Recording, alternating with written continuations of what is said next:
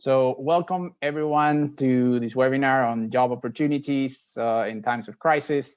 I am Rafael Carmona from the ICDR, and I am very involved with our young group. As you know, it's called ICDR, Young and International. I want to, first of all, thank you all who are attending this webinar. I hope you're doing well.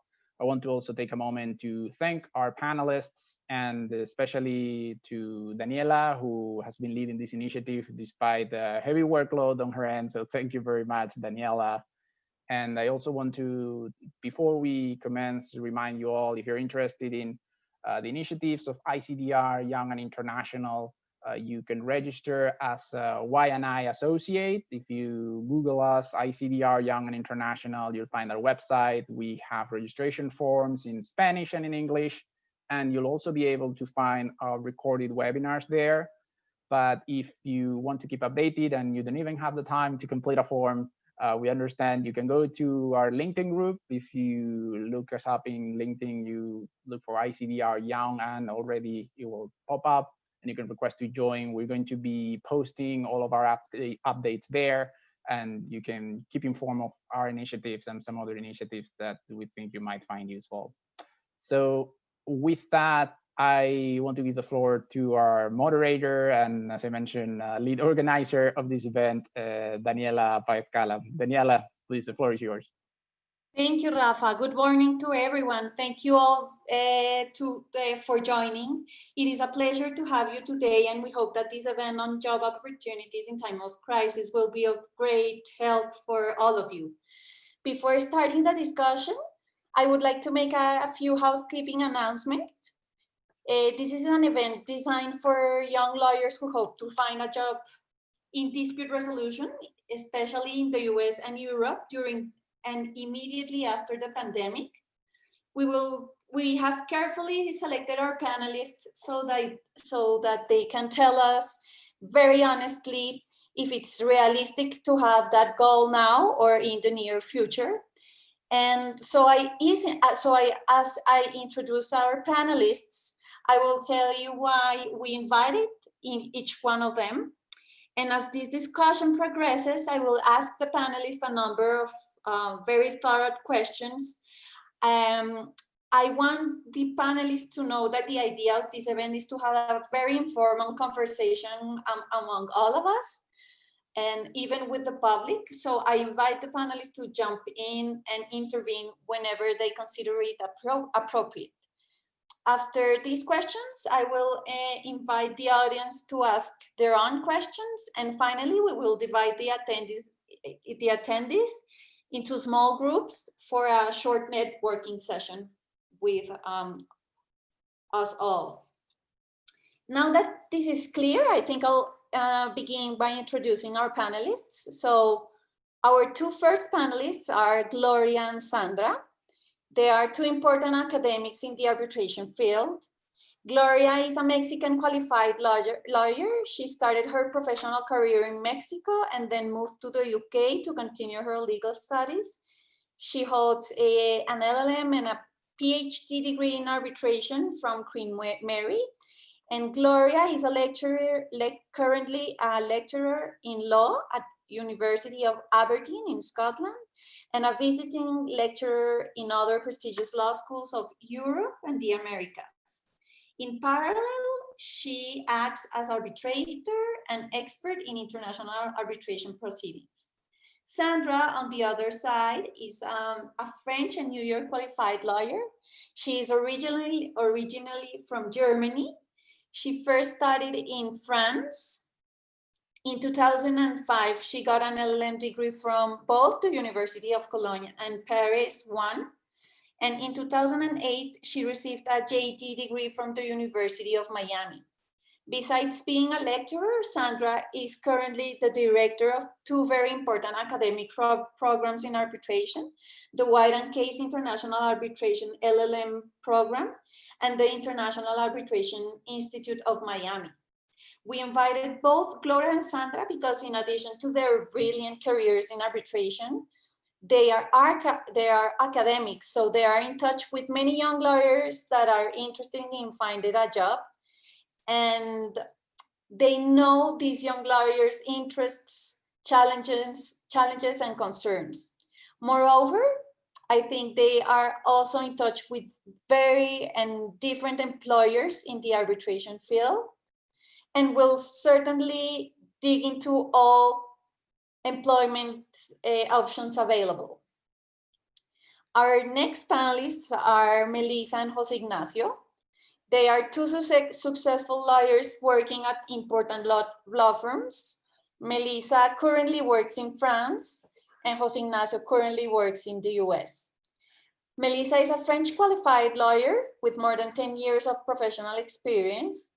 She currently works in litigation, arbitration, and the employment team of Hogan Lovells in Paris, and has a vast experience in investment and commercial arbitration disputes. And José Ignacio, on the other side, is a Spanish and New York qualified lawyer with more than 10 years of professional experience. He currently works as a special legal consultant in DC at the Clifford Chance offices, and has a very vast experience in investment and commercial arbitration disputes. We invited both Melissa and José Ignacio because they stand out in the arbitration field for having succeeded outside their home countries. Their profile is super interesting for today's discussion because they do not only have followed an extraordinary career path within their law firms, but also because they play a fundamental role within their workplaces as part of the recruiting team of young lawyers. Rafael is our next guest. He's a Spanish qualified lawyer, and he's currently the director at ICDR. Rafael earned his LL.M degree in International Business Regulation, Litigation, and Arbitration from New York University. We invited Rafa because, in addition to having found an extremely interesting job after graduation, Rafa also has interesting perspectives on the development of arbitration during and after the pandemic.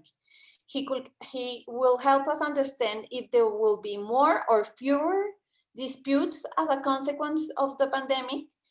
And this in turn could indicate us whether there is going to be, or this will be translating to more job opportunities. Maria Cristina and Pia are our two remaining panelists. They're two young lawyers that admirably were able to find interesting jobs in times of the pandemic. Maria Cristina is a Mexican qualified lawyer and holds two LL.M degrees, one from Saarland University in Germany, and the other one from University of Michigan. She has more than 6 years of professional experience and has worked in international arbitration for 3 years. She started working at Freshfields and will now join McDermott and the McDermott litigation team in Washington, D.C. We invited Maria Cristina because she could find an incredible job in the midst of the crisis. Maria Cristina, when seeking for a job, received a job offer that was later withdrawn because of the crisis.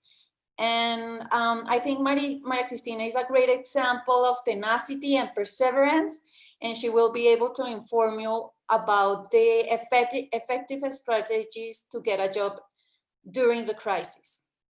And finally, Pia is an Uruguayan qualified lawyer. As a law student, Pia stood out for her participation in different moot courts and later as a coach for other participants in this type of contests. While studying law at Universidad de Montevideo, Pia worked as a legal intern in an important law firm in Uruguay. And afterwards, she moved to Paris to work as an intern at the ICC. And recently, she was hired by the PCA as an assistant legal counsel. We invited Pia because she has a very special characteristic. Many young lawyers believe that the only way to find a job in dispute resolution outside their home countries is by enrolling into LL.M programs. But Pia is an example that this is not necessary. She was able to find a job at the PCA without even having an LL.M, and we would like to hear from her how she did this. So this is the introduction of all of our panelists, and now I'll begin I'll begin to make the questions. And first of all, I would like to ask Melissa and José Ignacio, who remember they are recruiting lawyers at their law firms. What matters do you consider relevant when evaluating the profile of foreign attorneys? Melissa, if you want to go first. Okay, thank you, Jose. So I think I am generally interested in two sets of skills, so hard skills and soft skills. But I think what I would like to share with you is ultimately how you can make a difference. So what do I mean by hard skills? Hard skills is obviously legal training, your ability to speak and draft several languages, and your work experience. But I think it's important, at least from my perspective, to understand that this is not really a sort of list on which I am just trying to tick boxes. The reason why we have this list is because ultimately we are looking for good lawyers, which means that those criteria are maybe an indicator that you are a good lawyer, but they are not necessarily a must. So what do I mean by a good lawyer? So we are looking for someone who is able to analyze the issues, review information, that is solution-driven, that is able to argue in a logical and persuasive manner. And the way candidates present themselves and present the issues on which they have worked, that is actually very important to us. So, for instance, I will not say that having an LLM is necessarily a must. I mean, why do law firms, we generally appreciate candidates with an LLM, is because we are looking for someone maybe that is able to, draft very well in English and has an understanding of legal concepts. But it's not a must. You can get to the same result through other ways. And I think in addition to that, soft skills are definitely very key. And this is where you can actually make a difference and stand out. So by soft skills, I mean being resilient, proactive, multitask. It's also your ability to work in an international environment. And why is this so important? Because when we are trying to assess a candidate, above all, we are trying to look for someone who is going to fit well in the team. So I was having a discussion with a colleague of mine today, and he was saying, well, yes, we're looking for someone with whom we would like to, hang out at work, because it's true, we work a lot. So I mean, we need to have a good working environment. And that's why I'm also very interested in knowing your story. So I would say to candidates, don't be afraid to tell your story and how you became who you are today. I remember when I was looking for a job, so it was just after the 2008 financial crisis. So the market was quite difficult as well, maybe not as difficult as today, but still. And I was interviewed by a partner at Hogan Lovells, and he told me, the question he asked me was, well, okay, you have a great CV, but how can I know that you don't take everything for granted and that you will be a good fit in the team? So I was a bit surprised by the question, and I ended up talking about all the struggles I had to go through to get there. So when I went out of the interview, I was a bit, I didn't really know what to think, because I had the impression of just having talked about my struggles and even mentioned some mistakes and how I overcome those mistakes. But ultimately, I was the only candidate who was who the partner called back, and I have been working here for more than 10 years. So I think we want to know who you are and your story, and soft skills. That's what are very important for that. So yeah, I think that's it for me. And you, Jose? Thank you, Melissa. Well, I completely agree with you in the issue of soft skills. I've had the pleasure or unpleasure of being the hiring attorney for the International Arbitration Group in the US for the last 4 years. And the most important, the most critical skill I always look for is someone being normal. I'm not looking for someone who can recite all case law. I'm not looking for someone who can tell me all the books and all the papers I've written. That's not someone who's going to be a good team member. We are a small practice, and at the end of the day, we want to work with someone we can relate. I wouldn't go as far as Melissa and say someone I want to go out to a bar to have beers with, but at the end of the day, you work 10 to 12 hours every day. If you can't work with someone you can enjoy working with, it's not going to last. And at the end of the day, if you want to develop a career in international arbitration, this is a very small market. And unless you are good at soft skills, you're going to have a tough road. It's going to be an uphill battle for you. Actually, back in 2013, when I was doing my second life of interviews after having done 5 years in Spain as an attorney, the best tip I ever got was, what do people look for? What are the best interviews? The best interviews are those in which you don't discuss substantial issues. And that's right. The best answers are out-of-the-box answers. The best answer I've ever probably heard to tell me your ups and your downs, tell me your pros and your cons. The best con I've ever heard is, I am awful at dancing.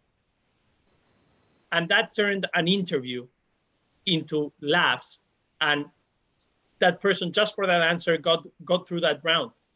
So always remember that when you think, what are they looking for? They are looking for people. And that typically, what do those people need to have? What is a must? Melissa mentioned language capabilities. And for a group like ours, which is a Latin American focused international arbitration group, obviously, if you don't speak Spanish, it's going to be tough for you.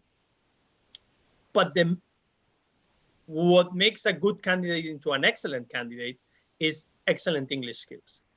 And everyone thinks when they get to the LL.M that they have a proficient English. You don't. You probably don't. Most of the people who I interview have an average English. And that, when you get to the final rounds, makes a difference between being hired and not hired. Second point, which is a must, an interest and a background. For instance, when Rafael was introducing the panel, was saying, look at Pia. Pia did moot courts.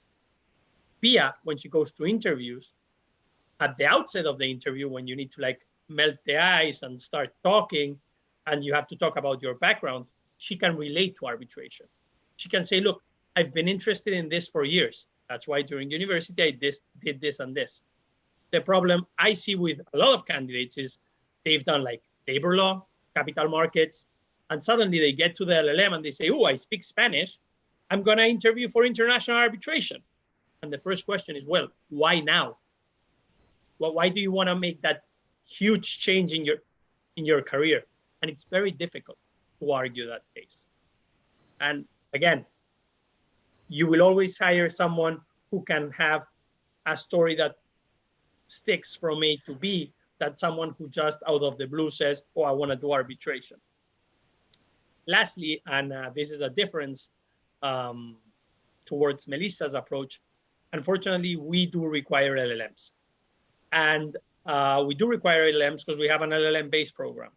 We have a foreign attorney program in which we hire from LL.M students from US schools typically.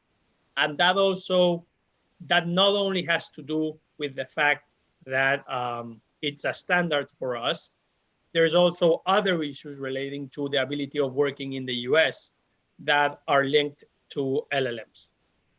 And that would be my 5 cents. Thank you, Jose. Thank you.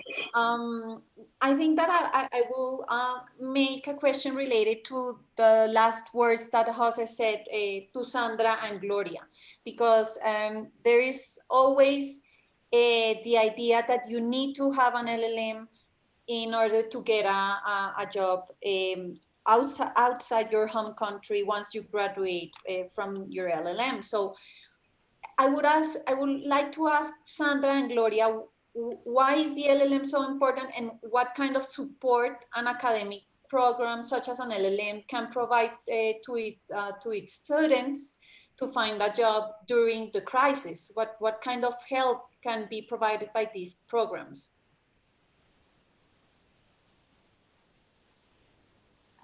Sandra, do you want me to start? Go ahead, go ahead. Okay, well, first of all, I have to say thank you to all of you, to Daniela, our moderator, to Yael, Manuela, Rodrigo, Santiago, and Rafael, and all my fantastic speakers, because I am delighted to be here with all of them. I am kind of in the middle, despite the fact that I am an academic. I do see very sophisticated law firms, but also maybe other type of law firms, let's say boutique law firms, that they do like to see a nice LLM degree. So I agree with Jose Ignacio, but I also have seen that sometimes it's not necessarily the most important thing to do straightforward an LLM. Maybe you need to take time to sink in why you want to take an LLM in international arbitration. As a matter of fact, I have had a lot of students that are doing already in a law firm as an associate, and therefore they can maybe pay their LLM fees while they take a part-time LLM. So there is no kind of straightforward formula, at least in my experience in the UK. But something that I will say before telling you the advice, I think it's important to, first of all, look for an LLM program where they have a genuine specialization in international arbitration. I think there is a lot of offering right now, but I think it's important to find a university that indeed understands the market and are very well connected to the market. That does help. And at the end, it helps the students get feedback on the staff as well. Obviously, if you have somebody like Sandra or myself in your LLM program, you should go to that university, definitely. And by that, I mean as well, like sometimes, at least in my experience, I went to very sophisticated arbitration places, but I had very busy professors. And sometimes they just don't have time to mentor you. But that is great when you see people like Sandra or myself in universities, because we generally have this time to mentor and talk more to students, where you have these big names. Of course, they help you, and it's a marketing tool that a lot of universities use. But be careful, because that might not be very helpful to you as individual seeking for a job or mentoring, or some time, some time to sit down with somebody who can give you a good advice. I mean, in terms of support, we do the general support, like feedback on your CV.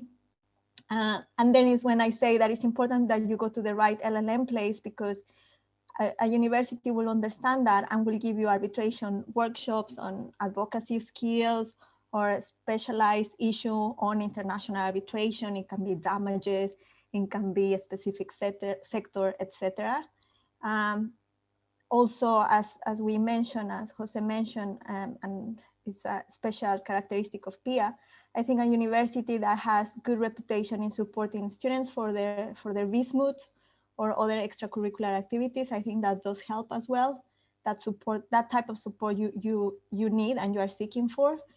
Mentoring opportunities in light of COVID, I have seen a lot of universities opening up mentoring opportunities with a special arbitration connection. But also, I mean, for example, a lot of us are associated with universities. So I think it helped me when I was running the ICA mentoring program, because I had a lot of students who came to me and I was able to tell them how to apply and how to go through mentoring program. But ICA is not the only place, Arbitral Women, ITA, etc. There are many institutions nowadays. But sometimes you do need to ask someone who has applied before and maybe already a part of the program. And that's important. Also, there are other things like, at least in Europe, I don't know what's Sandra experienced, but we offer a lot of CR membership or fellowship, etc. And in some regions that is attractive for students. I have seen, at least in my experience, they really like that. But also, I think something, let's say if you like arbitration, but you are not necessarily sure what about arbitration is what you like. I think it's also important to engage or to go to universities where you have seen that there is a lot of afterlife after the LL.M. And by that, I mean that you see that there is support to publish perhaps your dissertation or your final paper, that there were events, or you see that the students actually are themselves organizing events, or there are career talks in arbitration. So I think I would be very critical on where I go and where I apply, where I spend my money, or I apply for a scholarship, and what they give me back for that service. And I do think that, yes, do find an LL.M. program that it has a good reputation, but also make sure that there will be somebody there to help you, because sometimes, as I say, you can go to a big university, a big name, and you are alone. You don't have really a lot of support in your arbitration ideas. That's really what I have to say in terms of support. Hi, everyone. I agree with Gloria's points. I think an LL.M. could be a very good decision. Of course, you're going to get the academic foundations that you need in this field. It's a very specialized field. There's not just commercial arbitration, but there's of course also investment arbitration, which is a whole different animal, really. So having specialized graduate level studies in this area can certainly add to your resume and to your appeal, because then the law firm knows that you don't have to be trained on the basics of arbitration. Of course, that's both theoretical knowledge, but also the practical skills. So depending on the program, you can find programs that do a lot of practical training, like Gloria mentioned, advocacy workshops, drafting workshops, also potentially offering the students to participate in the various moot court competitions. There's not just the Wiesmoot, there's of course also competitions in investment law. And there are competitions even in other languages. There's some very prominent Spanish language arbitration competitions that, because of our location in Miami, many of our students participate in. So I think that's very important. And as Jose had mentioned, the LL.M. very well might be the entry requirement for a certain job. And it is not always, but it certainly is at times. And in the US specifically, it can open the door to a bar admission. For example, New York, there's other states. And so it can actually give you the qualification to practice in that jurisdiction, which can be important. I think another important point with regards to the US specifically is that if you study in an LL.M. in the US, your visa, your student visa, comes with a 1-year work permit post-graduation. So not only does the LL.M. provide you with the general permission to work, but it also provides you with the qualification as a lawyer to work in those jurisdictions. And that's of course very important to the law firms, since they cannot hire you if you're not legally permitted to work and you're not permitted to practice law in the jurisdiction. So that's something that I think is very important. And it's quite amazing that you can accomplish that in as little as 9 months. So I think that is worth considering. And then, as Gloria mentioned, I think graduate programs can do very specific, concrete things to help you find a job in the field. Speaking from a US perspective, again, many law schools here have dedicated career development offices. Our students have a dedicated career advisor for the LL.M. only, so they work one-on-one. You polish your resume, you write your cover letters, you do one-on-one interview training so that you do well when you talk to the hiring attorneys and you have some good answers to some of the most common questions. But also, I think the benefit of doing a specialized program is that you're going to have the program staff. So you're going to have your director, you're going to have other program staff, and they will know the industry. and they will, you know, issue recommendations. They can serve as references. We, for example, run a job board for our students that is very focused on arbitration only. So they can give you access to some of the more specialized resources in the field. And then, of course, also, I think there's a lot that an LLM can do in order to help you grow your network and really increase your visibility in the field. And I think that's a very important point. I don't think the LL.M year is just to get the academic knowledge. I think it's very important that you use that year to really raise your visibility and to build your network. So your network will grow through all the professors who, you know, mostly are specialists in the field. Also, of course, the fellow students in the LL.M and at the law school at large, those will be your contacts for decades to come, and I'm speaking from experience. So this is something that cannot be underestimated. And then, of course, all the practical skills and training opportunities that exist outside of your actual classes, like moot court, like externships. We place our students with arbitration firms here in town and now also remotely beyond Miami. Of course, moot court, maybe publish one of your papers in the law review, excuse me, or participate in a writing competition. So all those things will raise your profile and will help you grow your network. And the reality is that many jobs in this field come through networking, and that doesn't happen. It's not like you go to one conference and you talk to a couple of people and then bam, you have a job. It's really kind of more like a long-term game that you're playing and growing your network and keeping in touch and honing your skills so that when there is an opening, somebody will say, whoa, this person that I met the other day at moot court, they really impressed me. Let me see. I knew they were mentioning they were looking. So I think it's really important to see this kind of as the goal for your whole LL.M year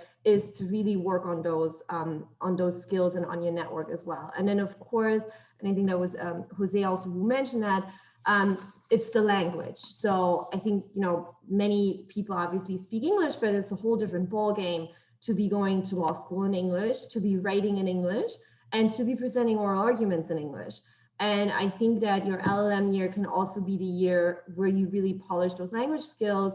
In our case, again, because of our location in Miami, we actually have a number of classes in Spanish, and we also have Spanish for lawyers, and we have Spanish arbitration moot court. So many of our students are taking up those offerings as well. So they're actually working not just on their English, but they're also working on another language, which I think could be very helpful as well. So I think all in all, it can be very helpful to pursue a graduate program, but you have to make the most of it. You really don't just focus on the classroom, focus on all those other things outside of the classroom just as much.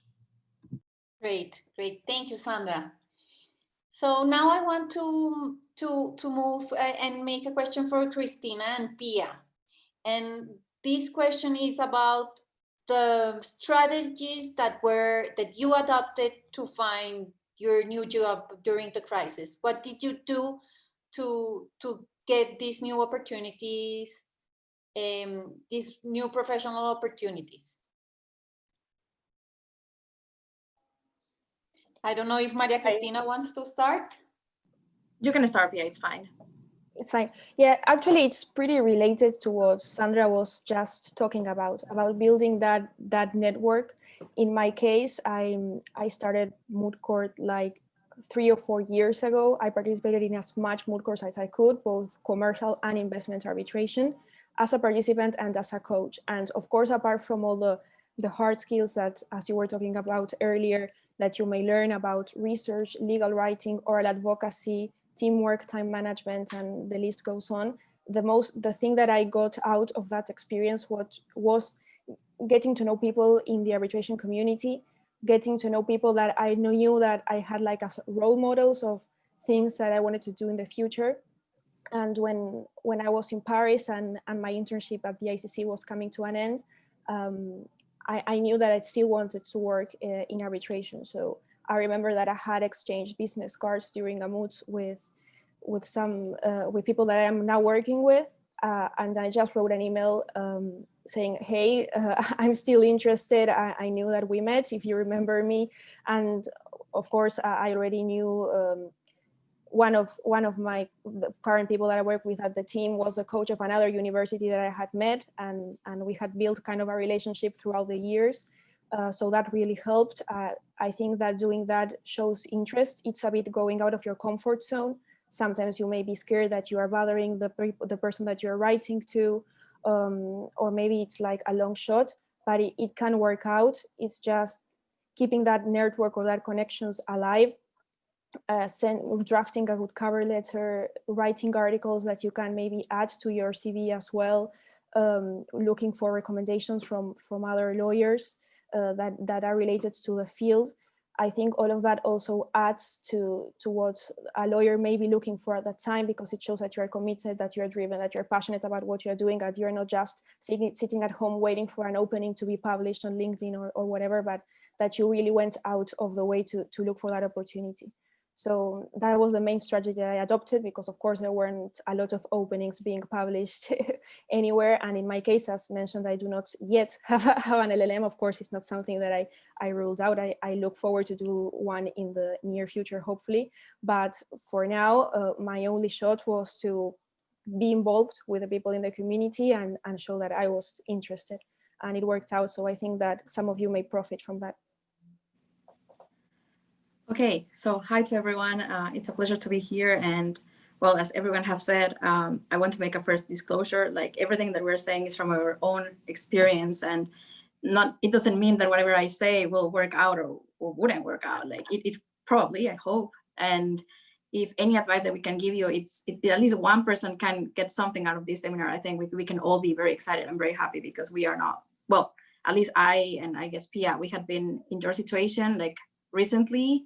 We kind of understand the pressure that you're having. It's tough to try to get a job now. It's tough to think about getting a job in 1 year. So please be patient. And yes, so the strategies that I had, as Dani said, I had a job and I followed the normal route of going to the LL.M. job fair that you have in New York, like prepare your resume, sit down, take like 9 interviews and pass through all the other interviews, and then finally had a job. And when I signed my offer, like 5 days later, they were like, oh, you know what happens? Sorry, COVID, we cannot hire you anymore.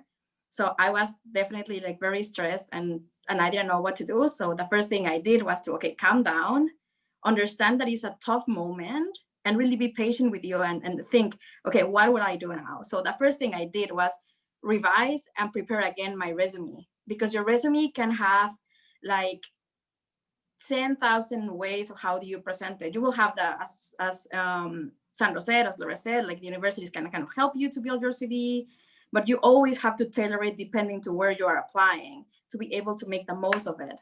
So revise all your material applications and have them ready, because you never know when, I don't know, if you're in a coffee place and for some reason you meet someone and they ask you, oh, do you have a version of your resume? Maybe that can happen. Like it happened to me like 1 year ago when I was starting my LL.M. Like some partner asked me for my resume. I didn't have it ready. I sent it 2 days later and they never replied to me. And of course they wouldn't. Like, why? It took you 2 days to fix it. Like, be ready with all your papers. And that's important thing, at least that I learned. And the other thing, and it's going again to what Pia just said, is building meaningful relations. And doing networking is not about going to a conference and say, hey, I want a job. Like, no one likes to be used, right? Like, no one likes to be like, hey, I don't just know you. Can you please help me and get me a job? Like, I am not a recruiter. I'm not HR. But people like to give advice and take advantage of that. Go and ask people, hey, what do you suggest me to do with this situation? Like, go and ask people. Like, I was asking in person, like, hey, I just loved my job. I didn't have an offer. I was already burned like so many contacts because I already was asking for a job. What should I do now? And all the advices that people gave me, like my mentors, like, because you don't have just to have one mentor. You have mentors for different scenarios also. Go and ask them, like, go to your networking, go to your peers, like the people that are also looking for jobs can give you also very important information. That's what I did. So I was reaching out to all my network that I had at that time. I was not trying to create a new network. I was going to the ones that I already talked to, that they already told me, hey, maybe going through this way, target some firms, look in this direction. And I think any advice that people can give you is very valuable. So that's the other thing that I kind of did. And I think the third thing, again, that I think I really want to share with you is really like have compassion for yourself at this moment. Like that was one strategy that I have. I kind of understood that it was not only me. The market is tough regardless of COVID. Like back in February, when I was sending my resumes to the New York Fair, I have friends that they didn't get any interview, and that was not because of COVID. The market is tough, but understand what things you have to go and look for that it will make you attractive for the market. And having this in mind, be patient, have compassion for yourself, will make your mind a little bit more stable and clean, that you can actually take the correct decisions for yourself. And with this type of mind, you can also be open. Maybe your dream was to work in the US, but maybe that didn't happen. But that doesn't mean that you cannot go to Europe. You cannot go back home. You cannot go to Asia. There are plenty of opportunities. So I was really open. When this happened, I was, okay, I will just go to Mexico. Like, it doesn't matter. I will just go and apply in Europe again. And be open, because opportunities can be everywhere. I think that's what the strategies that I follow. Thank you, Maria Cristina. Daniela, yes? May I add something? Of course, of course. Okay, I have the benefit of having been in the receiving end of resumes, and I was in your shoes 8 years ago. And there are two things that Maria Cristina has just said that I want to emphasize, because I need you to listen to them again and do them. The first one is be empathetic with yourself. Maria Cristina had 9 interviews in the New York Fair. I had 1. So not getting attention from recruiters sometimes, it may be you are not adopting the right strategy. It may mean your CV is not well tailored. It may mean you are not targeting the right people. But don't be too hard on yourself, because that doesn't mean you're not going to make it. I've been almost 7 years and a half now at CCUS, and I had no interviews. I had nothing to sell. I was a Spaniard in a context in which in Latin America, I had nothing to sell, but for my language capabilities, which all of Latin America has to.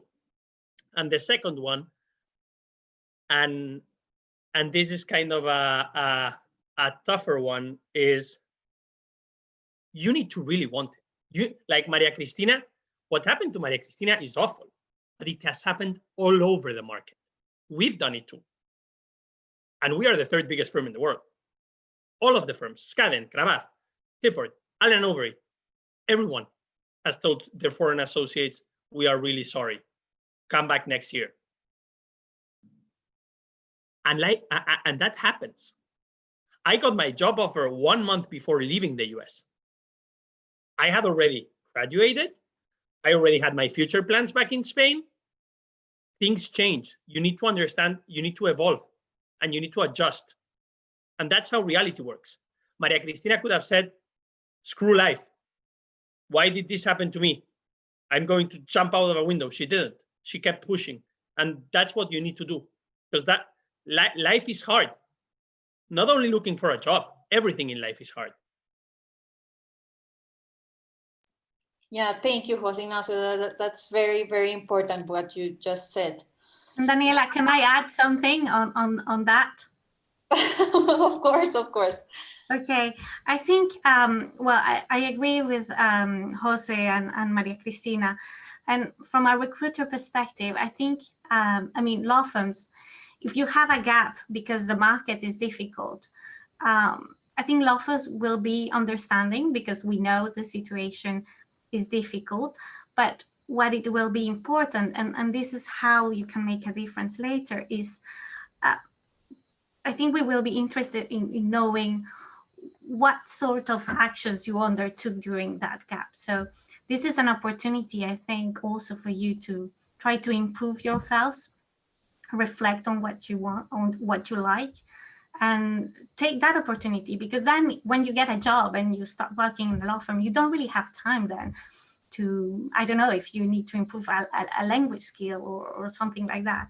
So yes, and don't be too hard, but rather focus on progress. Great, great. Now I want to ask to Rafa. I think that everyone or all the panelists right now have emphasized on the importance of doing networking opportunities. So I wanted to ask you, what networking opportunities can ICDR offer for job seekers right now in the crisis? Perfect. Thank you very much, Daniela. And again, thank you very much to everyone attending on the panelists. I think we've had some fantastic suggestions and tips already. First of all, I want to emphasize on something that I think Sandra mentioned. Don't take networking as like, well, this is going to be my tool right now, sort of short term to find a job, and then I'm going to forget about it. That's not the correct approach. You need to think about it as something more long term. You'd never know where the next opportunity will come. And you also don't know where the future opportunities, not just the immediately next one, but along, down the road, you don't know what other kind of opportunities you might have. Maybe later on you're a very established professional, but you want to join some board of some association, or you're just looking for clients, and this kind of networking relations are going to help you. So it's very important that you consider it as a long-term goal.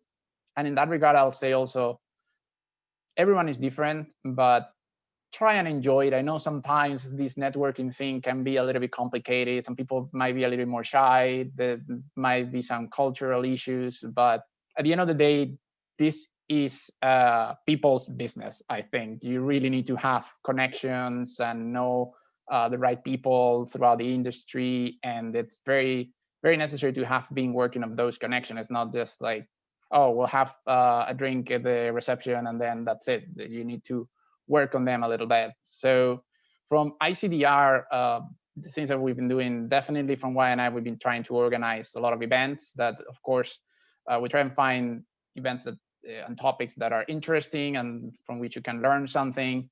We had recently a webinar, a couple of months on e-advocacy, now that we have so many virtual hearings. And 1 or 2 years ago, we had one in person on written and oral advocacy.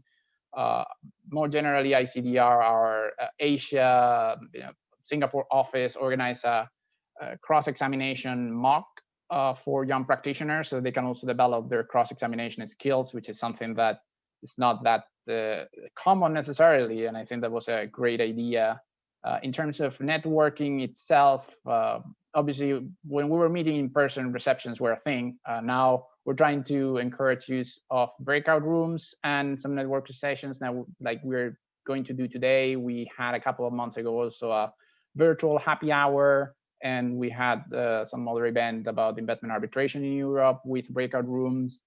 We also have this additional initiative, which is the ICDR practice mood and lecture series. And I think it was Gloria mentioned the importance of practice moods and these moods. So that's something that we're also working on.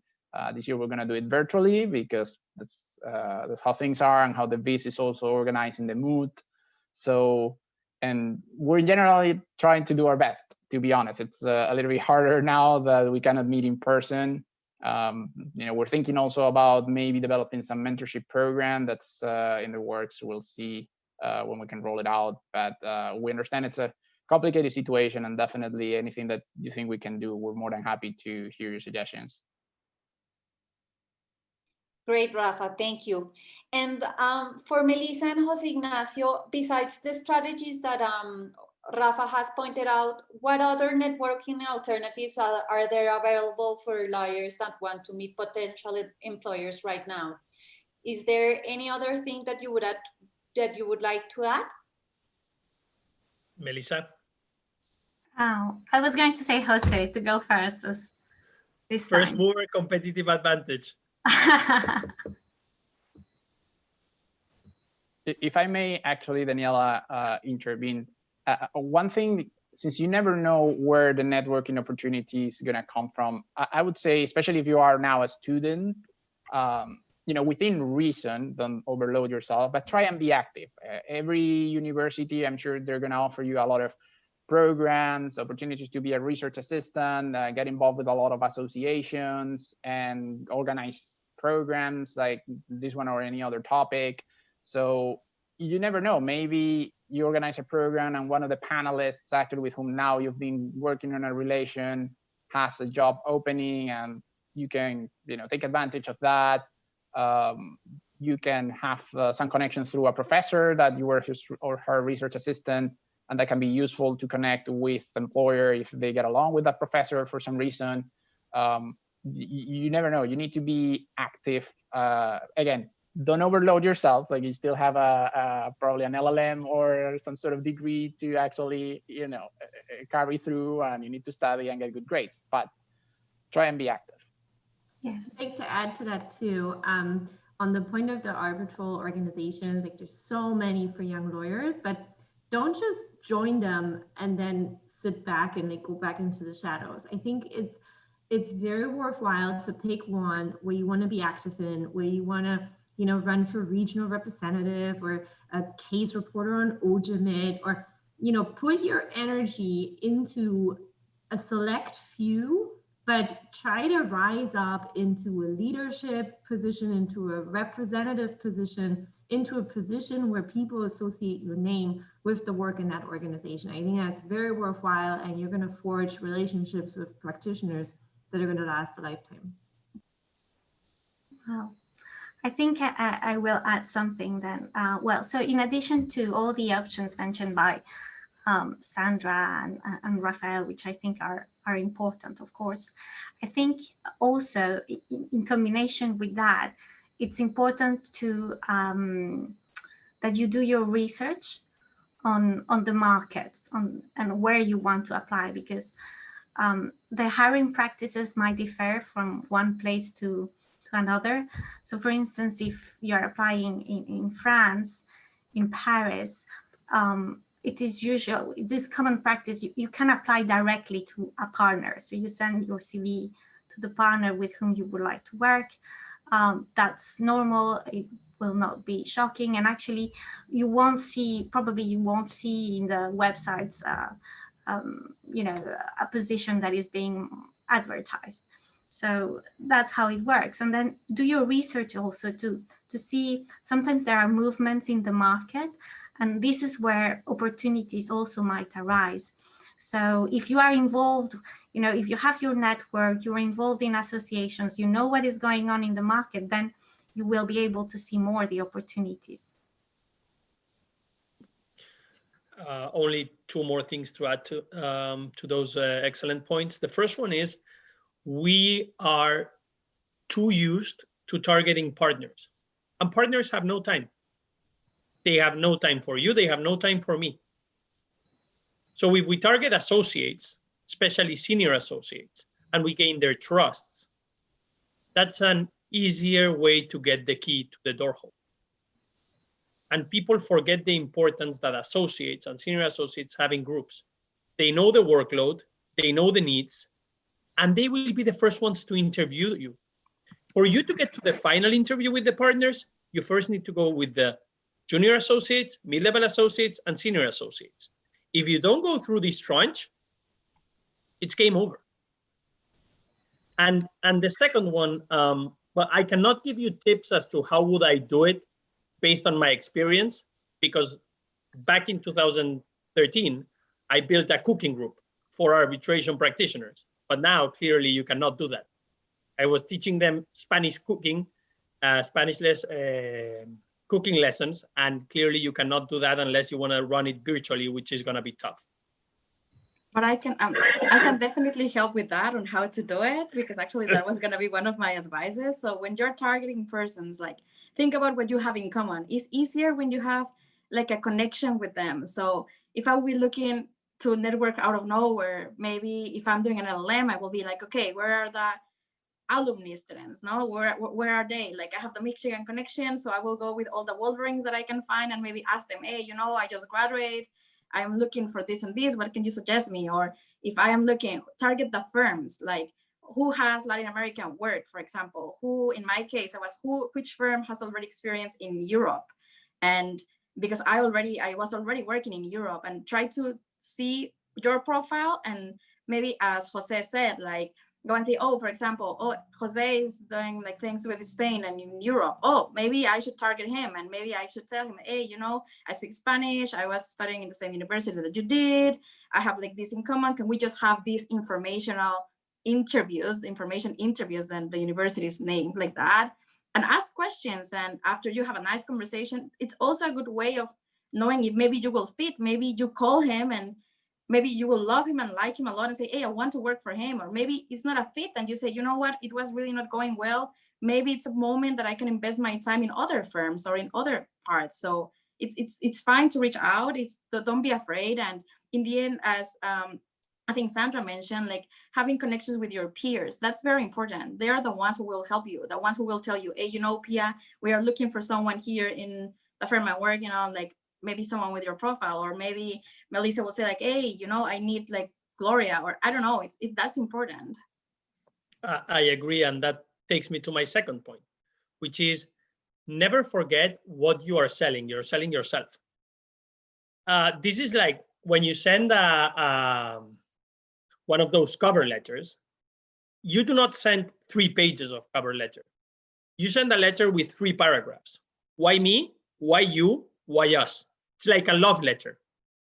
And typically, what you want to do is focus on something that doesn't have to do with work. And that brings me to Sandra and Maria Cristina again. You need to stalk people, but on an efficient manner. If you stalk me, you'll find out I love sports. Find something about sports and include it. What do you like and what do I like? Do you do Ironmans? I do them too. Hey, I saw you do this. Can we discuss? Because everyone knows when you get an email, you're asking for a job. It's just how you package the message. Great. I think that I have more questions in my pocket, but I want also to know from the public if they have questions on their own. And if there's no questions from the public, I'll keep asking questions on my side. But I want to give the opportunity to the public to make their own questions.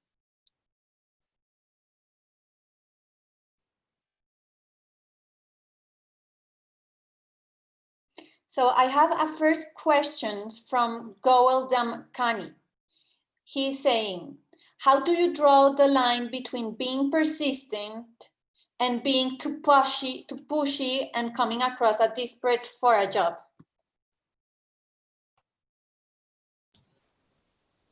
I'm happy to take it. Go ahead, José. There's a very thin line there, and it's gray. Gray turned to dark, to black, sorry. If you send one email and they don't respond, you send a second email. If you send a second email and they don't respond, you may send a third one. If they haven't responded by then, stop sending emails to that person and find someone else in the law firm. But 2 things to that. First one, if you get an answer and it's a no, don't go to the next partner and ask him for a job. Because those emails, when I get an email and I see a candidate and I reject it or I like it for some kind of reason, I will send it to the rest of the group.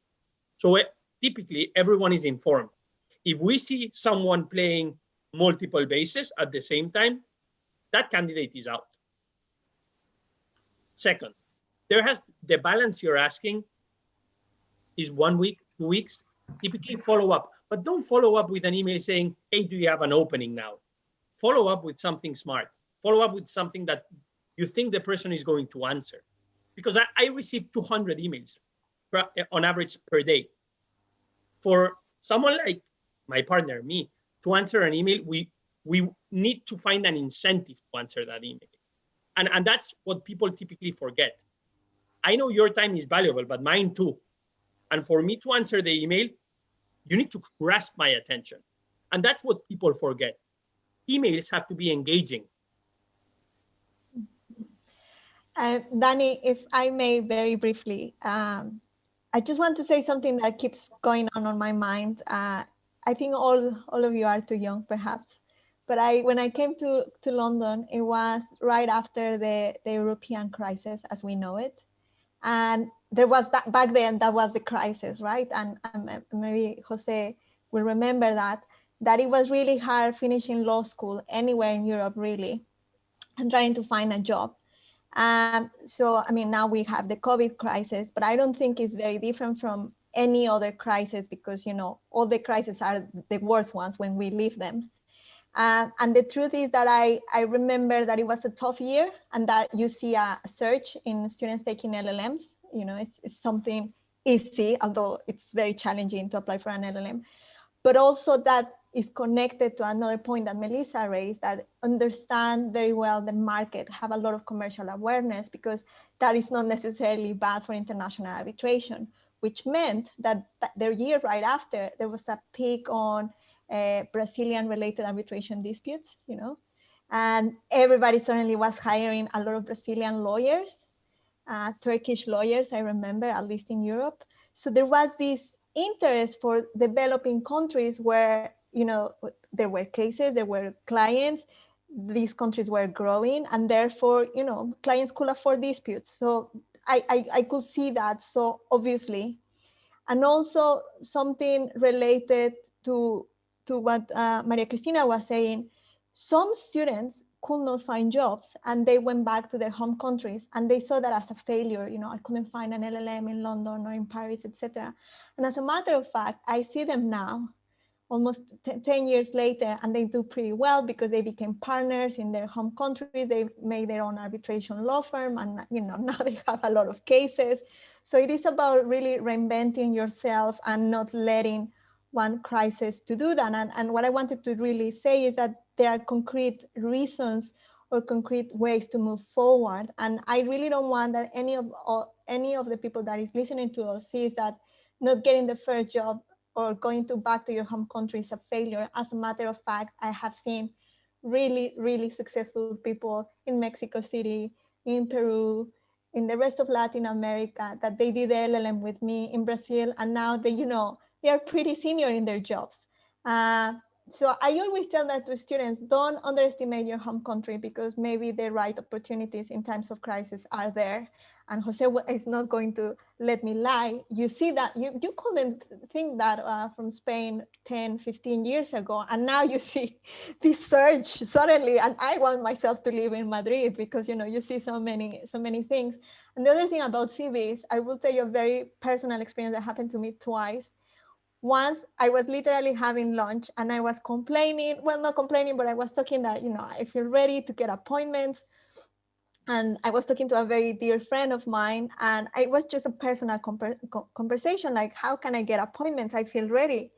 And then she left while we were eating. She came back and told me, right, now you have an appointment in 3 hours, go back to your hotel and get ready.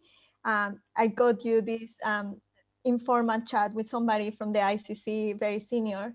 So, you know, you should go. And I went there, and I remember this person was like, yes, of course, I don't understand, you know, I was very genuine, and this person asked me my CV. And I think it's important to have your CV ready, because it was really awkward for me, but it really came out of a genuine conversation, and they asked my CV, and it happened the same last week with somebody from ICDR actually telling, oh, you know, I didn't know that ICDR has this different way of appointing people. And they, somebody that is very dear to the ICDR, Sama Hariri, was like, just, you know, Gloria, send your CV. And I think it's really important, because if you do it without being pushy, if it comes from a genuine place where you are really seeking feedback and mentoring support, I think, and it's not going to work with everyone. So I think there is the borderline between being pushy or not. It's not everybody's going to help you, and let's be realistic. And this thing of having a network, at least in my case, believe it or not, I complain a lot about this need of networking in international arbitration, because not all of us are Mr. Congeniality or Mrs. Congeniality. Maybe we have childcare things and we cannot network all the time. We just don't have that personality to network and to be nice all the time. I am personally not very Mexican. I am maybe a bit German, you know, I'm very straightforward, very honest, and I just say what is happening. But what I have learned is that once you find your own people, grow with that people. You don't need to be the best friend of the most senior person in the room. You just need to have your teammates and grow with them. And in 5-6 years from now, you know, that people is going to be your people. And I would rather have a small pot of people that I can reach out, like Jose. Then again, I'm using Jose a lot of as example, but 4 years ago, throughout a friend told somebody, she told me, we should invite to a book project Jose Ignacio, who is based in DC. And you know, now we are about to finish a book where Jose Ignacio is writing one of the chapters, and this is the first time I'm actually seeing him on the screen. So it is that's what really matters, you know, when you find your people, you grow with them, you collaborate together, you have no expectations. And then at some point, we are all going to be that people, you know, we are all going to be the decision makers in international arbitration. And I always say that, don't get yourself so impressed by big names or big people. Just grow from inside to the outside, because I think there is also a lot of pressure when you cannot afford networking. There might be issues that you cannot do it. So yeah, I just wanted to say that about the 2008 crisis, and that's true, have your CV ready, because sometimes there are nice surprises as well. And you know, you really need to have a nice CV on file ready for you to happen. Dani, can I say something super quickly? I think it's very important. Okay, but super quickly, because I have quickly. I think this is the first time, hopefully the last, that I will disagree with Jose. In my experience, and with some of my, hopefully the last, Jose, I promise. Hopefully. I hope this is the last time, Maria Cristina. Yeah, so I have some friends. It was not my situation, but I had some friends that they were reaching out to different partners within the same law firm, in different offices, and also in different offices, and even within the same office.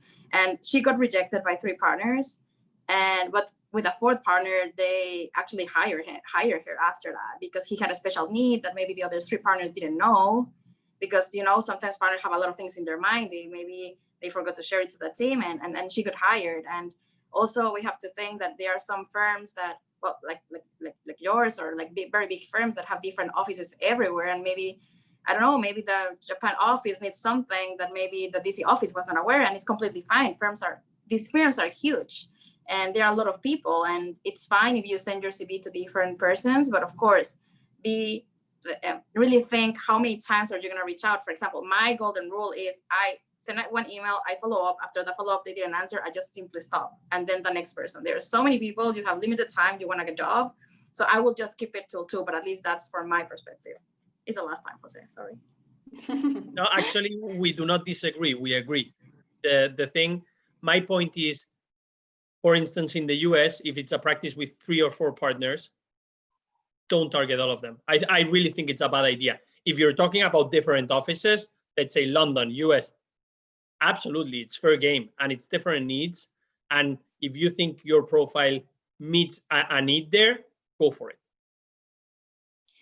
I have a lot of questions regarding the bar exam, and not only the bar exam in the US, but also in other jurisdictions as Paris.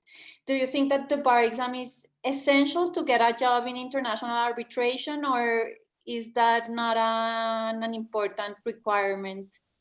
And how do you weigh that in your interview? Well, in Paris, it's very important to be qualified if you're looking for a junior associate position. I know, well, if you are a foreign lawyer, there might be, 1 year where we can accommodate, because obviously there are rules, equivalency rules between the bars and all of that. But at the end, yes, we're looking for a qualification. It's very important. The way also law firms are structured in Paris, for many different reasons, and fiscal reasons, tax reasons, it makes sense actually here in the market in Paris, at least, to have a qualification. And what about the US side? Jose, what do you think? If you want to stay for 1 year, it doesn't matter. If you want to build a career, get as many bars as you can. And this, in my opinion, does not only go to the US. It goes to everywhere. Bars are tough roads to walk, but are really useful in the long term, especially English, Paris, US, And if you may have a bar in Asia, those are really useful bars. And when people recruit, they take that into consideration for long-term recruits. If you want to do a foreign attorney program of 1 year and go back to your firm or to your office in your home country, it really doesn't matter. It's not a game changer for me or for the firm. Is there something that anyone wants to add, or? Yeah, I would add to that from a U.S. perspective. I agree with Jose. For 1 year, you don't need the bar because it actually takes about a year to get admitted. I'm talking about New York, which is the most common one, but you would take it right after your LL.M. And if you're not in New York, you'd be in the third department, and they don't even swear in until like the following spring. And then because you need all this documentation as a foreign trained lawyer, it's going to take you longer than most other people to gather your stuff. I know I didn't get sworn in. I took it in July, and it took me until May of the following year to get sworn in, and it wasn't for lack of trying on my part. So by then, when your work permit is basically almost over as well. And so I don't think it's necessarily required. But if you want to stay longer, and that's what we hear from all the law firms here that we work with, it's absolutely indispensable. They can't hire you without you having license to practice. It's a huge liability. Even if you were licensed in a different state, let's say you want to practice in Florida, you're licensed in New York, it's possible, but it's limited. So in the US specifically, I don't know if everybody realizes that, but the bar is a state matter. So you need to have the bar in every state where you want to practice. So having the New York bar doesn't necessarily allow you to practice in Florida or California and so forth. So I think it's very important to understand that before you make your decisions as to what program to pursue and where to go, because that is it's a requirement.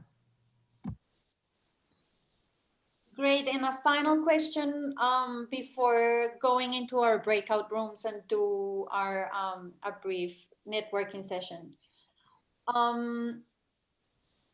It's from Fernando Ayala in Argentina. I would like to know if you have any advice on how to do or how to move from a corporative in-house lawyer to an international arbitration career. I think I can comment a bit on that, because prior to working in international arbitration, I worked in a corporate area of my prior law firm, mainly doing project finance and banking related matters. And at the time, it kind of felt like it was either to choose one path or the other, although I was still very interested in that area of practice.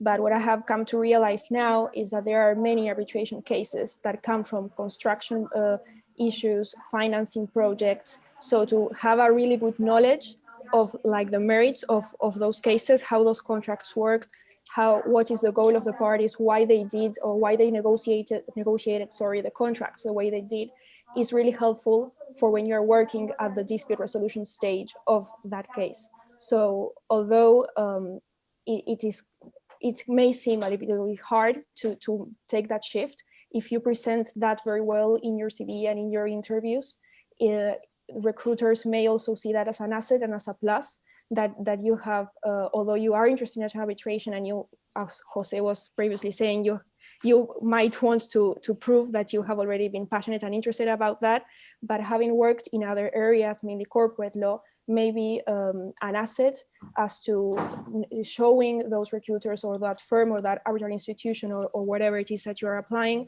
that you have a really broad comprehension of the law and how the market works. Because once you get past any jurisdictional objections that they may be in a case, then the case goes down to the merits. And there are many, many cases relating to construction, financing, renewable energies are really big right now. So maybe you can look for a way to present that as an asset and as a plus or benefit to your profile rather than a setback.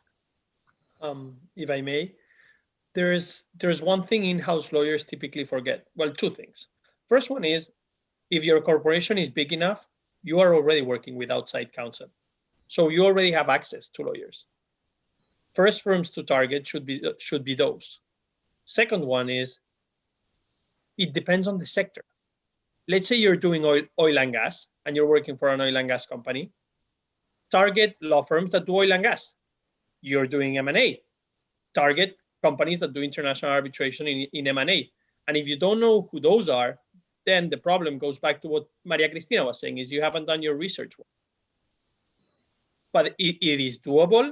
I've seen it, and we see it every day. And you bring something to the table that associates who have started their career in law firms do not have.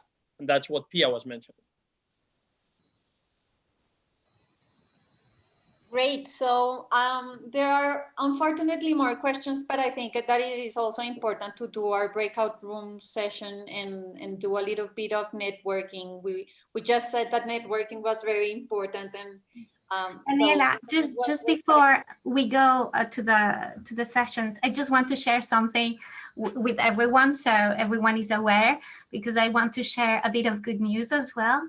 So please be aware that our Paris team were considering opening a position for a junior associate, an English native speaker.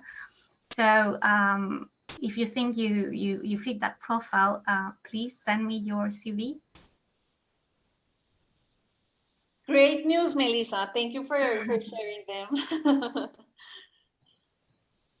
I think that you will receive more than one CV from these participants, and that would be great.